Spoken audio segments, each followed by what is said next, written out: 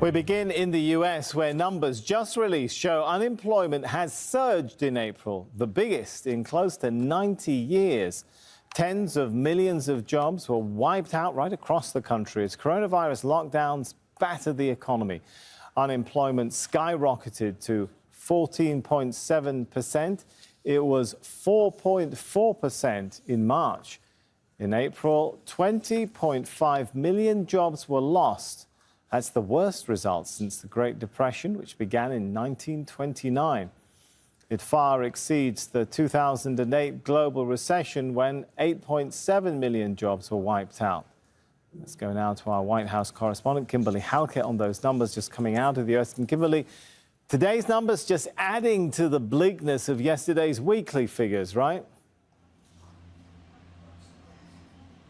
Absolutely. And the U.S. President Donald Trump giving an interview to Fox News just now, talking about those numbers, reacting about the very high unemployment rate that was not unexpected, but certainly not good news for this administration. The U.S. president calling these numbers, in his view, unacceptable, also saying that he is optimistic that as president, he can bring this economy back. You have to remember, just 8 weeks ago, there was another sort of record in the books, and that was historically low unemployment. Now we have just the opposite, new records being set. The U.S. president saying that he believes he can bring back a very strong economy.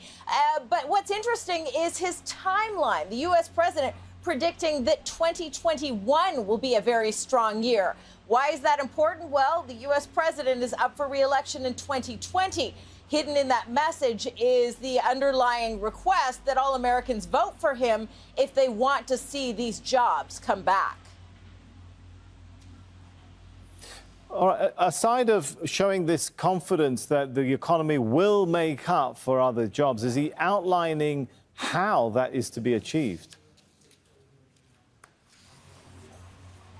I think one of the biggest things the U.S. president has been arguing is that it is necessary to reopen the economy, that the foundation of the economy, in his view, is sound and strong. But that's in contrast to what many experts believe, because the reality is, well, these jobs were lost in a matter of weeks. It could take months, even years, for these jobs to come back. Now, I should tell you that the U.S. president also talked about a few other important topics that I want to quickly just tick off in terms of headlines.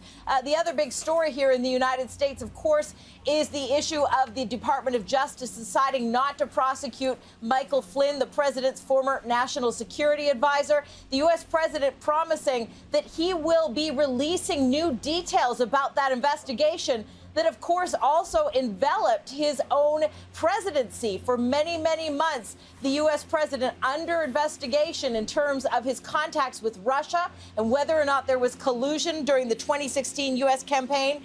And also another big headline out of the United States that it's important to mention is that tape about Ahmaud Arbery in Georgia. This is a black man who was hunted down while he was jogging, allegedly shot by two white armed individuals. The U.S. president reacting that this video very disturbing, saying that he hopes that justice will prevail. But getting back to the issue of the economy and what really has rocked this country in terms of COVID-19, the U.S. president saying his administration has now been talking to Chinese officials in the last 24 hours. Very interesting that the president is saying with regards to the origin of this virus. Well, they always point to China and that lab in Wuhan. The U.S. president now saying that he doesn't believe that this was deliberately spread. Instead, he's blaming incompetence, saying, I don't believe it was done on purpose. So the U.S. president, in the midst of all of that, the underlying message, Sammy, is that the U.S. president, as he tries to get this economy back on track,